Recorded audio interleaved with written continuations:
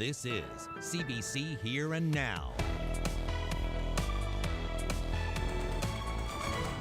Good evening and welcome to Here and Now. I'm Anthony Germain. Police have arrested a number of prison staff in connection with the death of Jonathan Henoch, an inmate at Her Majesty's Penitentiary in St. John's.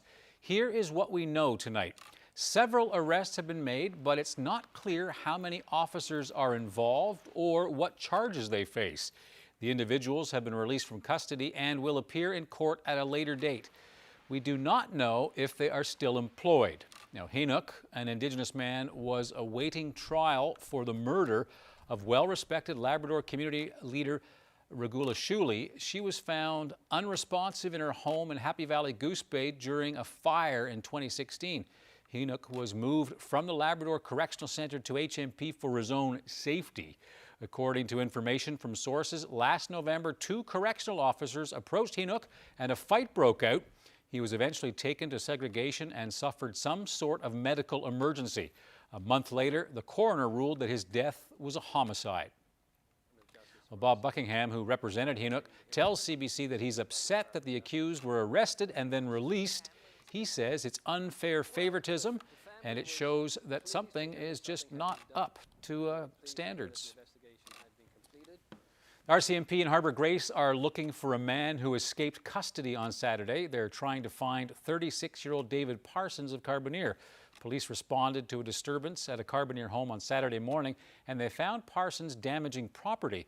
When an officer attempted to arrest Parsons, he ran away and hasn't been found. Anyone with information on his whereabouts is asked to contact police or Crime Stoppers. Well, police are warning people about an email address that appears to be distributing photos of disturbing and graphic child sexual assault. This is the email address that police say people should avoid. They say 2 people in this province were exposed to explicit images after receiving an email on Thursday. Anyone who gets a message from this sender is being asked not to open it and to contact authorities. The joint RCMP-RNC Integrated Internet Child Exploitation Team is investigating the matter.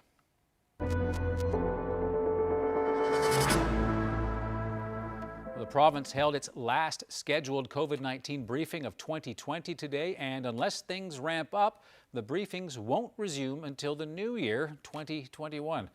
Well, it's been quite the 2020. Here and Now's Heather Gillis joined today's final briefing. Heather, what does the province's case look like now when we look at the caseload going into the holiday break? Well, Anthony, there were no new cases of COVID-19 announced in our province today, but over the weekend it was a different story. There was a spike of 10 cases with 8 on Saturday alone. They were all related to travel. That leaves us now with 28 active cases of COVID-19, and 1 person is in hospital because of the virus. Now, speaking of travel, this country halted travel from the United Kingdom late yesterday evening. That's because a more contagious strain of the virus is spreading there, and the Chief Medical Officer of Health, Dr. Janice Fitzgerald, says she doesn't believe that that strain of the virus is in our province yet. We haven't identified any here as that I know of at this time. That's not to say that there isn't any circulating. It's been in the UK for quite some time, so it certainly could be here. But you know, it's as far as we know right now, based on the information that we have, it does not appear that the test, the PCR test that we would use to test for this virus, is affected by that mutation. Dr. Janice Fitzgerald says that the vaccine is still effective. And speaking of the vaccine, Dr. John Haggie, the health minister, says 972 people in our province were vaccinated so far against the virus as of the end of Saturday. And he says more doses are on the way. A similar number of doses or similar number of people we will be able to vaccinate over the course of the next few days. My understanding at the moment is tentatively our next scheduled shipment from Pfizer will be sometime between Christmas and New Year, maybe slightly larger in terms of more trays. At the present, we are still limited to administering that vaccine at the site of where the vaccine lands. So at the moment, we have not yet got our ultra-low freezers deployed across the province. The next one is in Goose Bay. Well, looking at the island, Harbour Breton has been dealing with a cluster of cases. Heather, what are health officials saying about the situation there? Well, they've identified the source in that cluster, and they say that it is travel related, so good news for the people there. They've found the source. And Dr. Fitzgerald says 1,000 people in that area came forward to be tested for COVID-19. And if there are no more cases of COVID-19 in that area by Christmas Eve, well, the outbreak there will be declared over. The definition of an outbreak closure in public health terms is 2 incubation periods from the last case. That date will roll round, all being well, on the 24th of December. The only change I think that will happen on that date will be in terms of visitation at the long-term care area within the Conagra Health Centre, where we will go back to our pre-cluster arrangements rather than the more limited visiting, conscious that it is Christmas and families will want to reunite. And that was the last COVID-19 briefing of 2020. And now, unless something unprecedented happens over the holiday season, all of our COVID-19 caseload updates will happen by news release. Anthony? All right, Heather, thank you very much. That's our Heather Gillis reporting live from our newsroom. Well, with Christmas parties canceled and large gatherings discouraged, some in the hospitality industry are closing their doors early. Shamrock City Pub in St. John's will close on Christmas Eve and then reopen in the new year. The Delta Hotel in St. John's is doing the same thing. And companies such as Fireside Catering here on the Avalon Peninsula have also taken a hit this holiday season. Normally, that company caters more than 50 events in November and December alone. So far, like I said, 38 have canceled, and a couple more are still toying with the idea of trying to do something in reduced capacity and whatever. But I would say, well, to give you an example, we've done 3 events since the middle of November, and the largest one of them was 52 people. So it's like I said, we'll do about 5% of our Christmas revenue that we would normally do.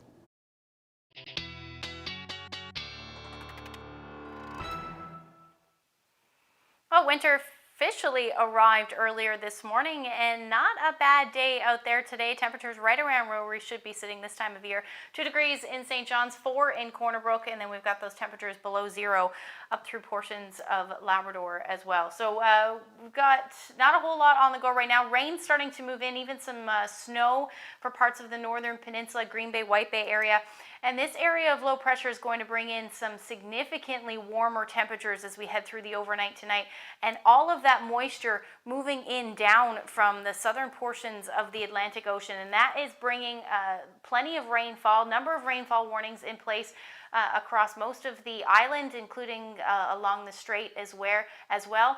And then we've got a number of wind warnings in place for the island. Going to bring really strong winds through the day tomorrow, and then this will all be snow up through portions of Labrador, but I'll have all those details coming up. Right, thanks, Ashley. Well, nearly 5,000 kilometers away, there are growing signs the South American country of Guyana may become the next frontier for this province's oil industry. And as Terry Roberts reports, for an uncertain, struggling industry, the news couldn't come at a better time. What about our next crew recruitment? How's that coming along? They're actually working right now, so we've got crews offshore on the platform. This is typical daily chatter inside the boardroom at Crosby Group offices in St. John's. This 4th-generation company employs hundreds of people in the Newfoundland offshore, specializing in maintenance and deck services. But Mark Collett and his team are not talking about Hibernia or Hebron at this meeting. They're referring to this massive ship, the Liza Destiny FPSO, producing oil in offshore Guyana for less than a year. Spectacularly large discoveries have been made by ExxonMobil and its partners.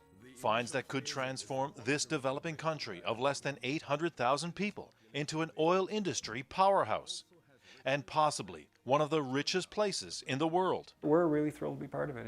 It's exciting times.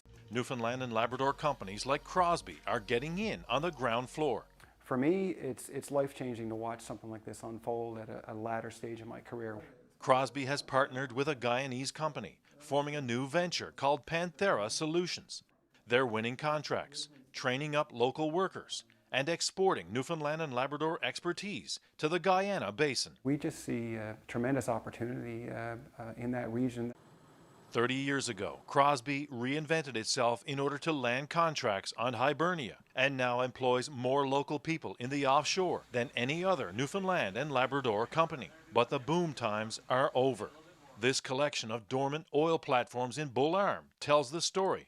Like many offshore service providers, Crosby has cut its local workforce. We don't see a whole lot of growth opportunities here at home right now.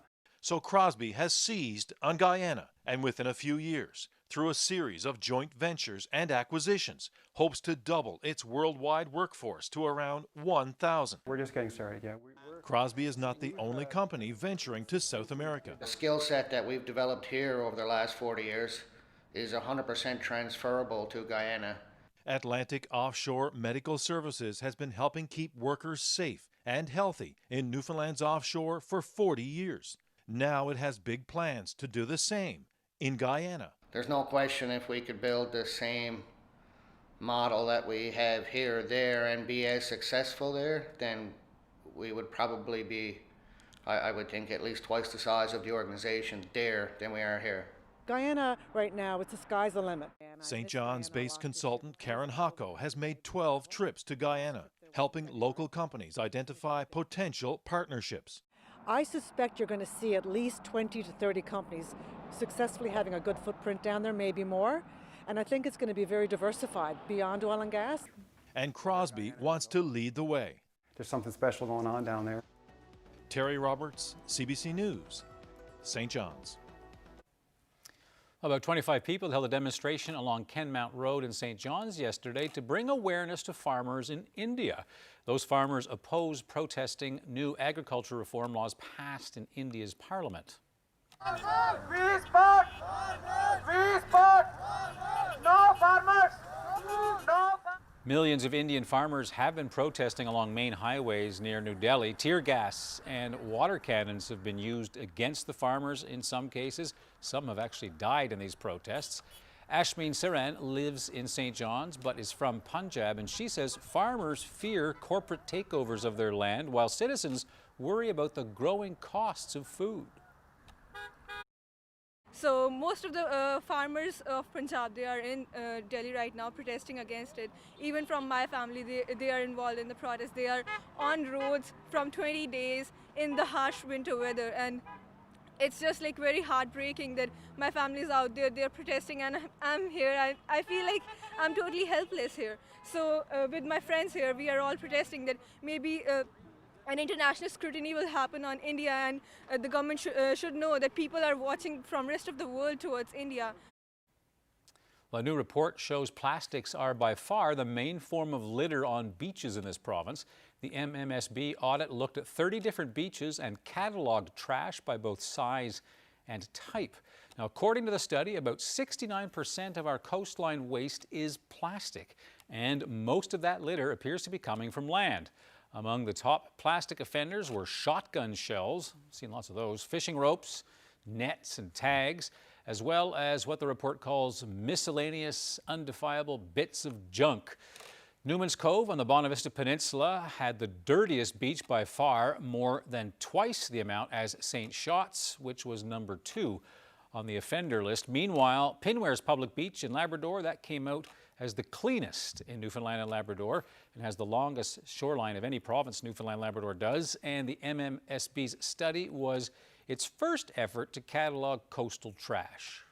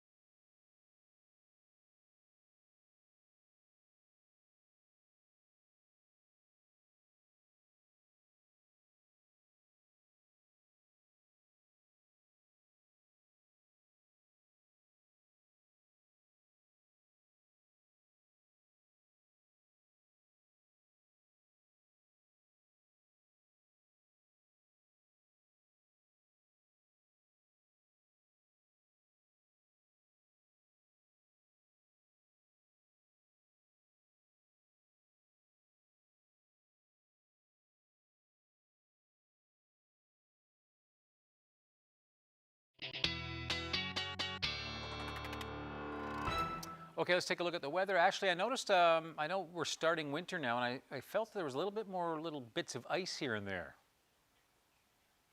Oh, this morning for sure. I took a walk around Kitty Vitty and it was quite chilly earlier today, and temperatures warmed up though quite nicely into the afternoon. This is where we're currently sitting, around 1 degree in St. John's.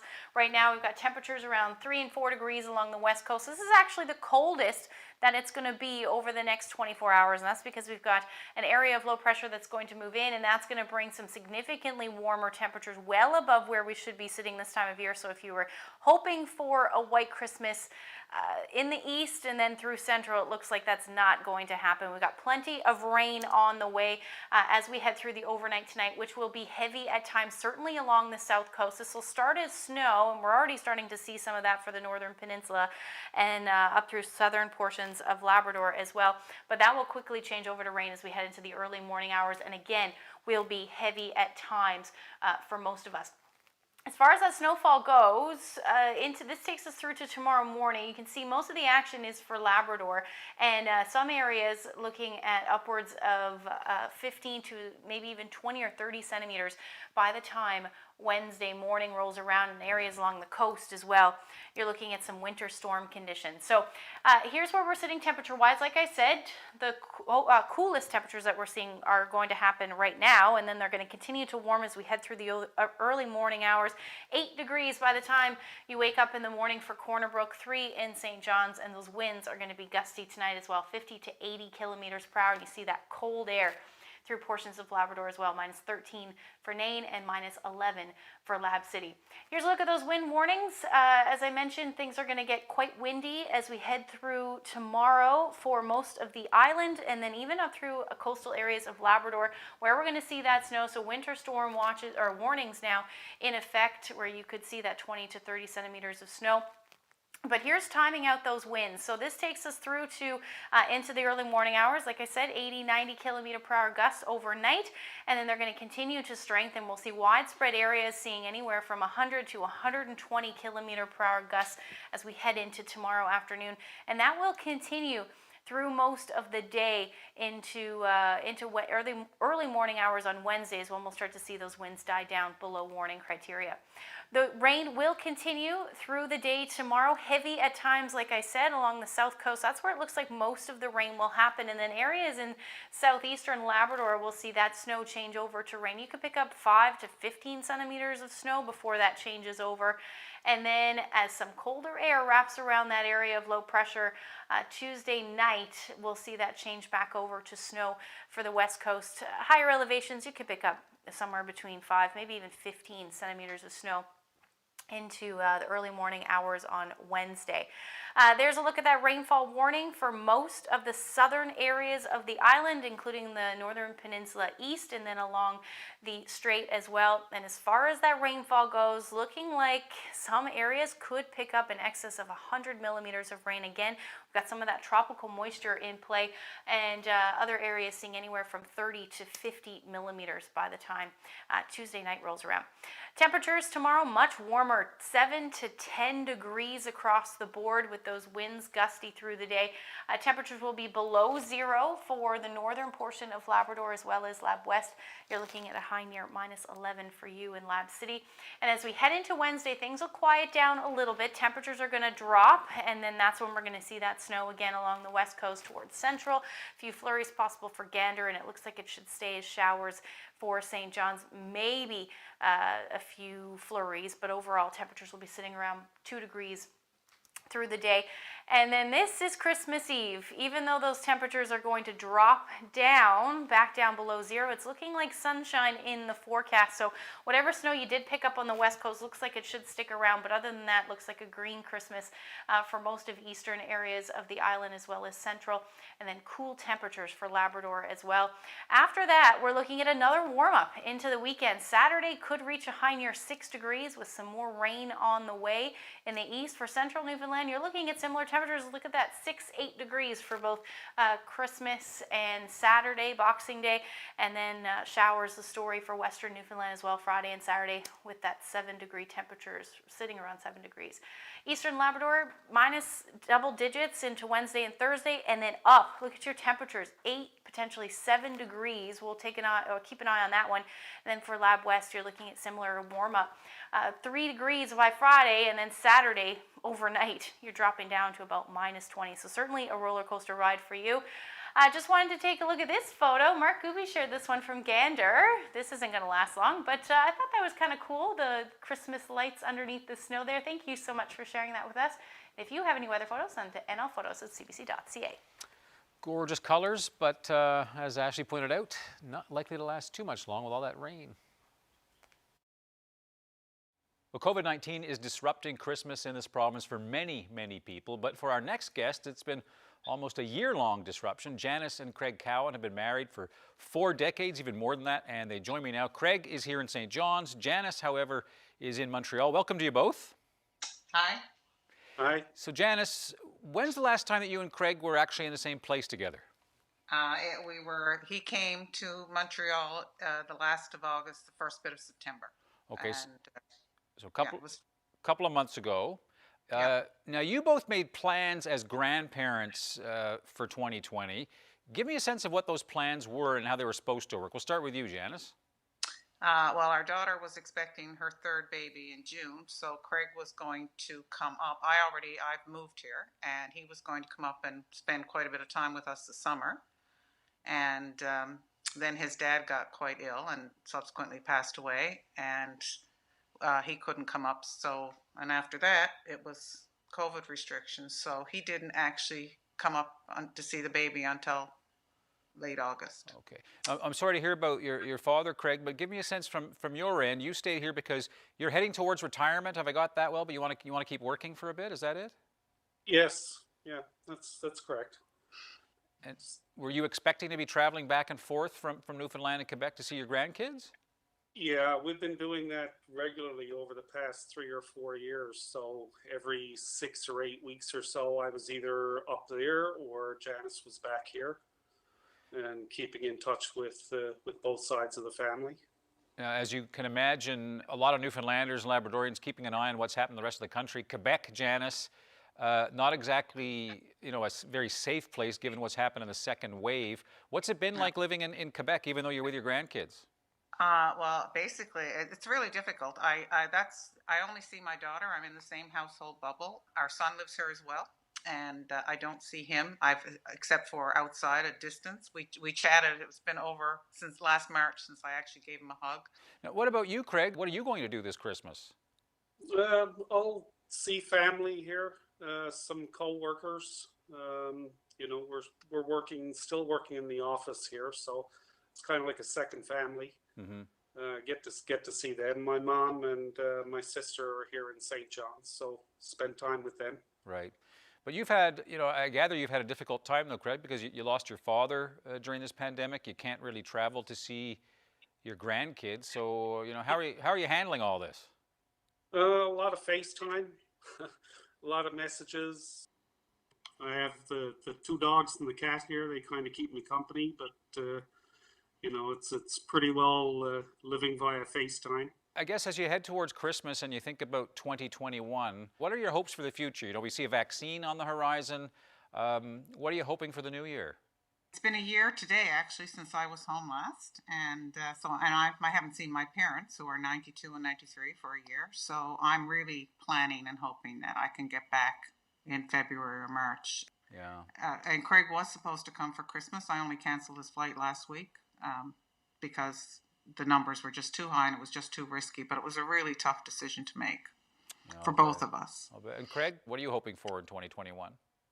Well, I'm hoping the vaccine, really kicks in and makes things safe to travel again, and get back to more normal, seeing the family regularly.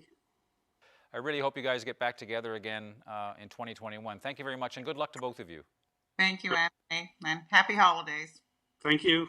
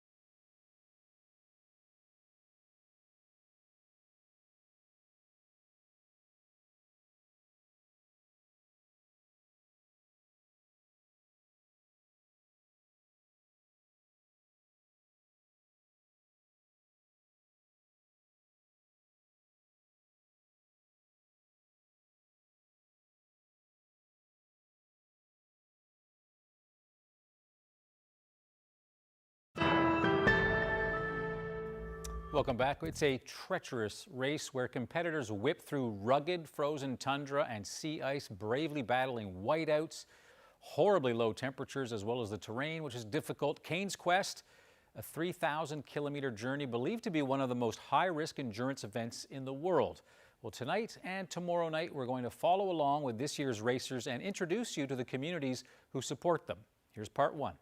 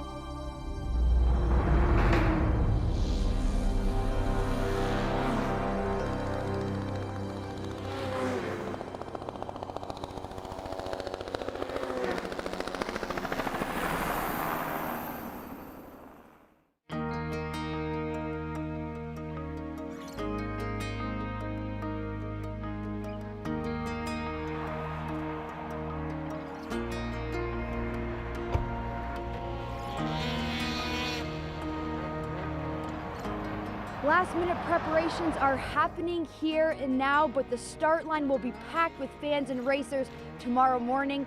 48 teams will fly out of here to embark on a 3,100-kilometer race across rugged Labrador terrain.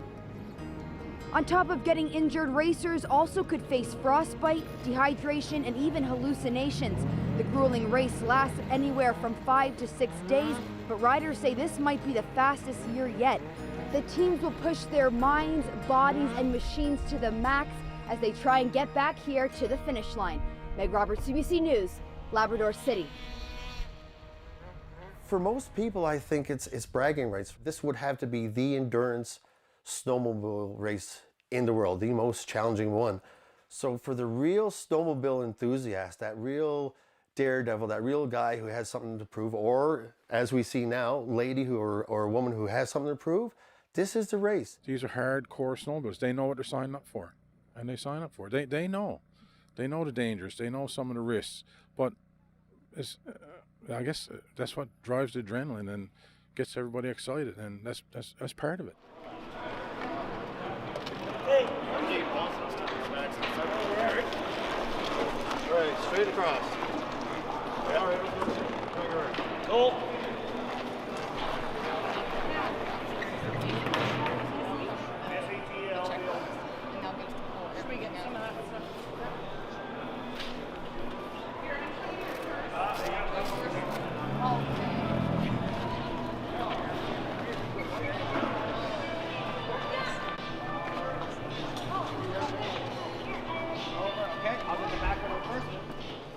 You are the only female who has ever competed in this competition. What's that feel like? I don't know, it's kind of exciting.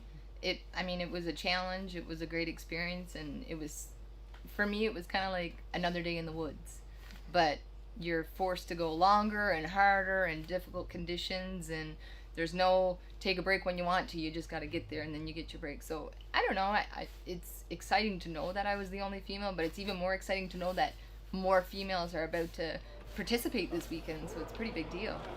Long time no see.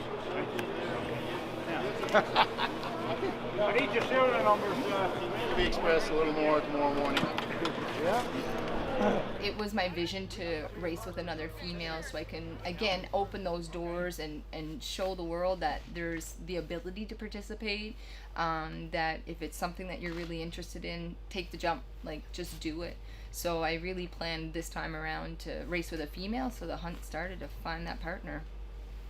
And that's her. And that's Rebecca.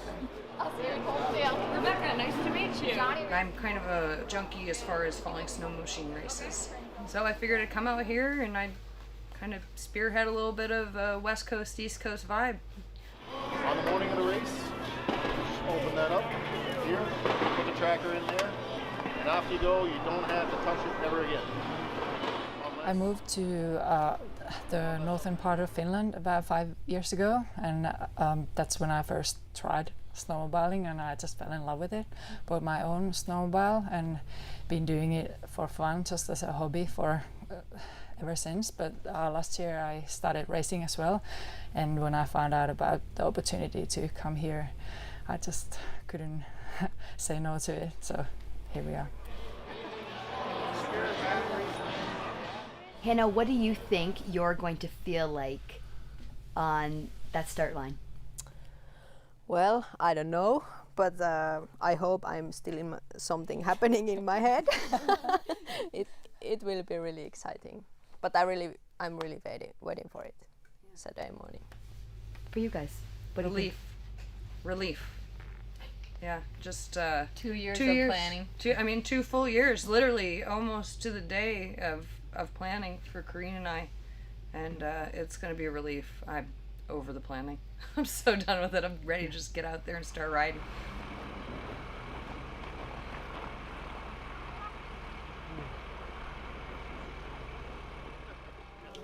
Okay, so you guys are team 29. Absolutely no parking of trailers in the area parking lot at any time. This here is a waiver for video and photos. I can't sign this, you have to pay me. Pay you.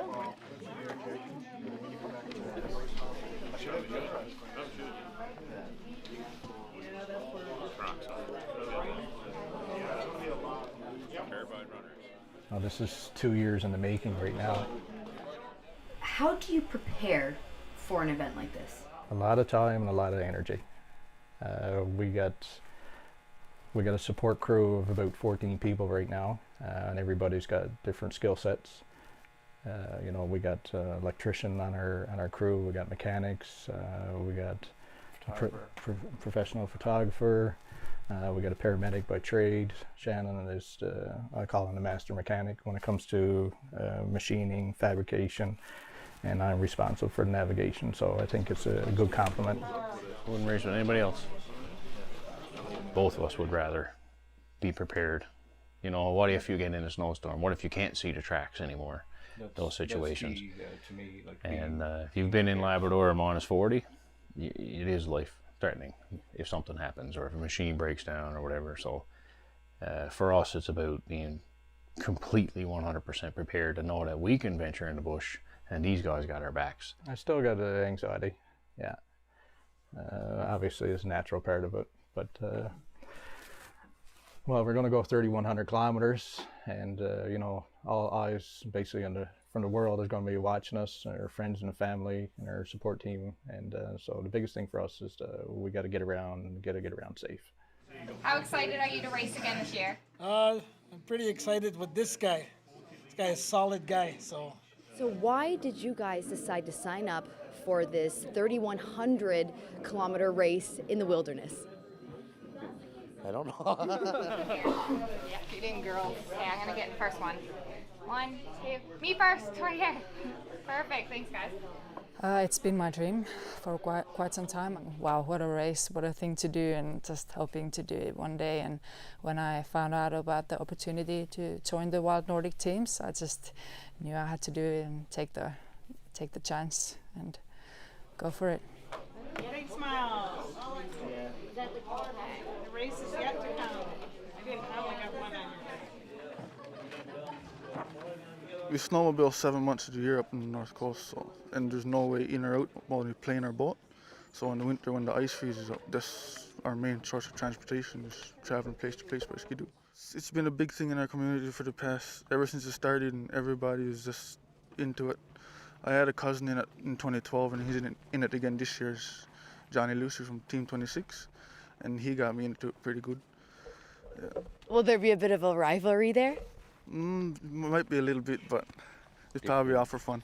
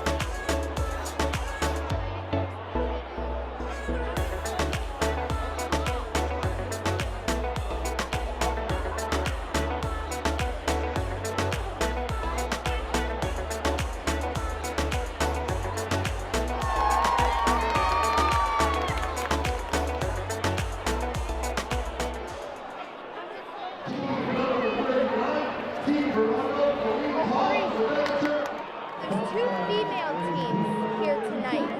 How do you feel about that? That's awesome. It's awesome that they actually want to do it, get out and do it. When you see the girls up there, what do you think? I just think it's awesome that they're like taking the chance and doing something different ones. What team are you going for? 39. Why is that? Because they're a girls team and they're like, their skitters are cool. My son is racing. He's number 8, team number 8, Coles Mullins. As a mom, what does that feel like? My nerves are shot. Do you think one day you would like to do this? Yeah. This is great support for the entire community, for tourism, just for Labrador in general, just to bring people out. It's an excellent event for us. To see what this race does for the community, the people it brings here, the people in the stores, the restaurants, amazing, amazing. I'm here supporting my boyfriend. He's on Team 15. It just makes us all really proud in our hometown and everyone on the North Coast going into this race. I'm sure that in 6 days, 7 days, you know, you're gonna want to see your boyfriend back at the finish line. Yes, I'm hoping he makes it all the way. I will be very happy to be at the finish line and see my son. Yes, very happy. And hopefully he'll be the first one at the finish line. This is my uncle. And Brian's my nephew. What is that gonna be like riding together as family? Well, it's going to be a challenge for Brian because Brian does his first race, and this is my third race. So I think he's going to get used to it because he likes snowmobiling, and we've been hunting together for quite some time, and we know our riding skills and so on. This is my third time and my partner's second time, and we raced together in 2018. What happened in 2018? We rode off a machine on the North Coast and broke down on the start line. What does that feel like? Not very good. A lot of preparation just goes down the drain very quickly, but this year we're going to be more prepared. Yeah, we learned from our mistakes last year for sure. Our team name is Team Bernice. Bernice was my niece who was murdered in 2015, and we're also adding Loretta Saunders on our cause because, and at the same time we are also thinking about missing and murdered Indigenous women and girls across Canada and showing our full support, and at the same time we're trying to bring awareness of these issues. This is important. It's happening in Labrador, so happening all over Canada. So I just recently lost my mother on Valentine's Day, so it was a big tragic. She gave me a headband for me to put on my skidoo, so that's what I did. She picked the place where I put my headband, so that's where she wanted it. So after the race, finished the race, I'm going to take my headband to her graveyard. Yeah.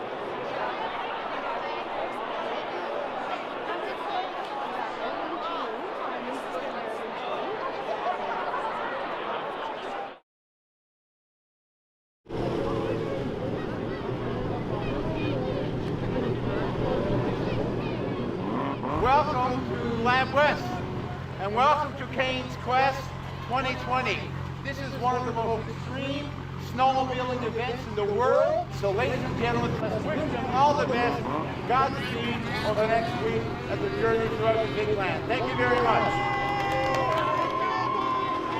It is literally mind-blowing. I so excited to watch all the scooters go by. A lot of them look really cool. There's only 2 girl teams in the race, right? They need some fans. As mostly just like the guys doing it, and now the girls coming in. I just think that's wicked awesome.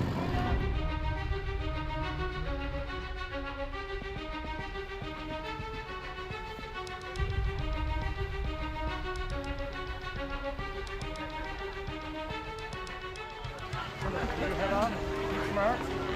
It's past though, What do you feel like right now? It's pretty exciting. First off the line. First time for Cain's Quest for the women to take the lead on this one, so it's pretty exciting. Are you feeling like you've made a mistake, like this is a little too crazy? No. I had a bit of nerves last night, bundled up for the last time, but today, didn't get a lot of sleep, but today I just want to get out on the lake and go. Are you thinking that this is pretty crazy, like you shouldn't have signed up for this, or are you ready to go? Well, that thought I had it on this morning once. But I think when we just start driving, it will be like, now I'm at home and I just drive and enjoy. Then we're going to use Cain Quest. Our first team off the line is team number 39, Team Chicago, Kareem Paul, Rebecca Charles, give them a whirl!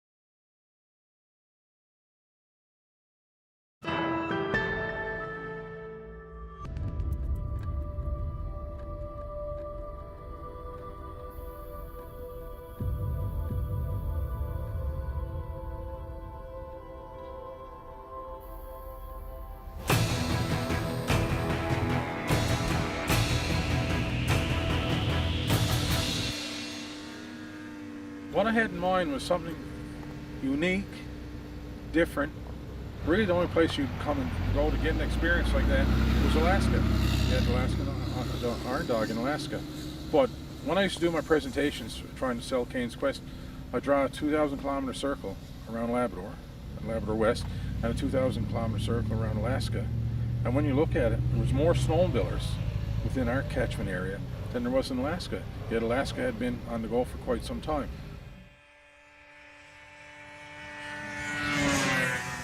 Jacques Cartier came from France and he came up on the Labrador shores and all those old rocky barren stuff, and he said, God, this must be the land God gave to Cain. And that's where that name came from, Cain's Quest, right? When we started, our first race mostly Labrador, but then as it grew and went on, we started getting them from the States, and now as you can see, they're coming from Finland and those places. So we were 14 teams we had first race, and I think it was 1,200 kilometers, and I think it was $20,000 our first purse. Now it was a $100,000 purse. But to look at where it's gone, I mean, they've done a wonderful job. It showcases our different cultures as they go along the race, and the scenery and how raw and harsh nature is in Labrador.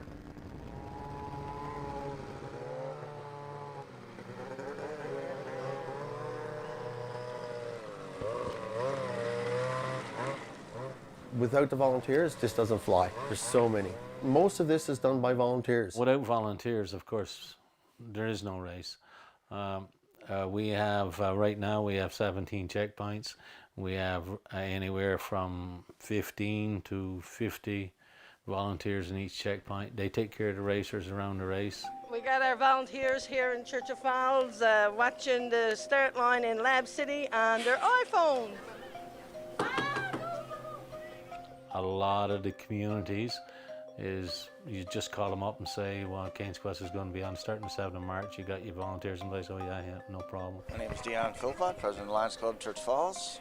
Boys are coming in. They're flying through the snow there now, and we're looking forward to serving them up some subs and sandwiches, and got some muffins made by Christine Drackler and their family. Yes, we got great volunteers in Churchill Falls. First team to come into Churchill Falls is 49. Hi there. Hi, you want to introduce yourselves? Guy Styles. Good for you. Hi. Gerard Brick for Team 49. Way to go, what guys. What a nice ride. Awesome. Beautiful. You go in this way over here to sign in. Okay. Team 33 is in. Another team right behind them coming in, 66, 22, 45. And 16. Okay, let's get them in. Team 5. Something happened. Yeah, we ran out of drop of gas 3 kilometers from where our boys support crew was still. We had a problem with a fuel pump. We're going to have to work on. I had a crash there. You had a crash? Yeah, I hit a rock. Okay. Couldn't see it. We busted our chain on our chain keys. Oh, Team 21, way to go! Woo! Okay, time in is 15:02. Both your initials. Team 39, 47-minute time. 50, come back, sign out. Pardon me? Huh? 47. 47. Food right through there. Thank you. Oh, he don't look very old. How old are you, my darling? 21. How much? Okay, this lady behind you. Tell her why you're riding. We're riding for Bernice Rich and Loretta Saunders and missing Indigenous women. We want to bring awareness to the public, the general public, of what's happening to the women and girls in this province. And why do you think Cain's Quest is a good way to do that, to spread that message? We're going all the communities along the coast, and we will talk to the general public of what we're doing, and be more aware of this issue that's happening in Labrador. So for you, this truly is more than a race. It is truly more a race for me. It's not about winning or losing. It's about sending a message to the public and be more aware of this issue. A very powerful note to leave on. Well, I hope you enjoyed the first part of that special CBC documentary, Cain's Quest 2020. And we'll be back with the second half of that documentary tomorrow after the day's news, of course. Thanks for joining us. We'll see you tomorrow.